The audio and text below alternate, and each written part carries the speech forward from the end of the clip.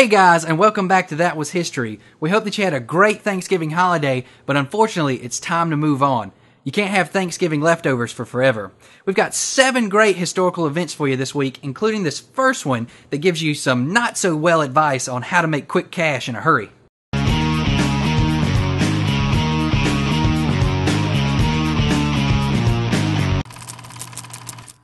Ever had that time in your life where you just needed a huge wad of cash? I'm talking like in the hundreds of thousands of dollars. How would you go about getting it? What would you do? Let us know in a comment below how you might go about getting your cash. Well, this guy that we're going to be talking about today thought it'd be a great idea to hijack a plane. On November 24th of 1971, he said that he would blow up the jet that he was riding in unless he received $200,000 and 4 parachutes. Today it's believed that this man, D.B. Cooper, jumped out somewhere over Washington State. So the funny thing is about this story is that neither one of them, the money or D.B. Cooper, was found. So, did they die on the way down? Or what? I mean, if it was me, I'd actually ask for at least $1 million to make it worth my while. Every holiday season, you hear about organizations, music artists, and sometimes other celebrities that collaborate together on a project in order to raise funds for countries that are living in poverty, or have disease, or have just experienced a natural disaster. The earthquakes in Haiti and Japan a few years ago are great examples of this. What I didn't know is that 44 group members of the BandAid brand company founded by Bob Geldof participated in a similar activity on November 25th of 1984. Apparently they sang the song "Do They Know It's Christmas" in a London studio to raise money for famine-stricken Ethiopia. We all know that Egypt is well known for its archaeological findings. Well, November 26th of 1922, Howard Carter found King Tut's tomb. A few days later, he and British Lord Carnarvon entered the tomb, which had been buried for thousands of years. Today this is believed to be one of the most extraordinary archaeological findings in all of history, as it was not founded earlier and plundered of all its fantastic treasures that it has to offer. Interestingly enough, the 2 men that entered the tomb died 7 months after. Ultimately, this perpetuates the myth of the mummy's curse.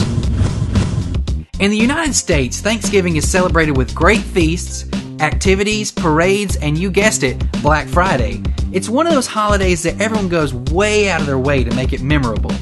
Macy's department store has become one of many ways that this happens today. I can remember sitting around the television as a kid and watching the Thanksgiving Day parade that Macy's put on. This parade has become a classic centerpiece for most families on Thanksgiving Day. But did you know it's been around for 88 years? Yes, 88 years with a humble beginning on November 27th of 1924.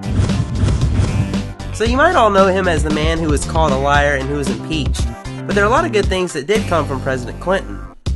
There are different speeds that we have to follow all over the roads that you may or may not follow. But did you know that before 1995 there was a national speed limit of 55 miles per hour and you could not go over that speed? That's right, on November 25th of 1995, Clinton ended the federal speed limit of 55 miles per hour. This started in 1974 as an energy-saving measure during the Mideast oil embargo. I mean, I could see going the speed limit in most cases, but other roads, you just need a better speed limit. We've talked about them before, and I wouldn't be surprised if they showed up again in the future on our show.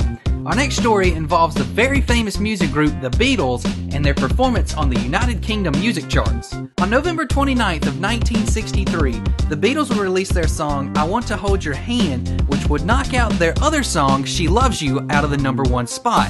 This would give the band both the number 1 and number 2 slots on the UK charts. One of the biggest questions asked by mankind is, what are we made up of?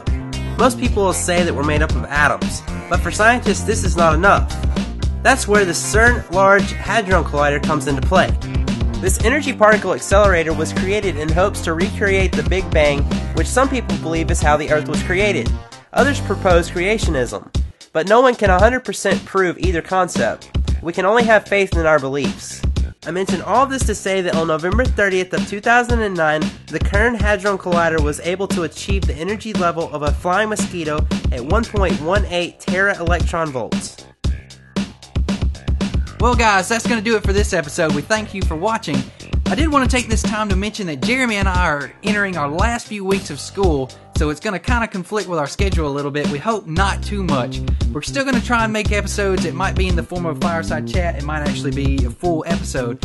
Either which way, look for us on Friday. We'll have content every week as usual. Alright guys, have a great holiday, and we'll see you next week. Please like us on Facebook, follow us on Twitter, and we just want to thank all of you who have already subscribed to our channel. And if you're new to our channel, please hit that subscribe button if you liked what you saw.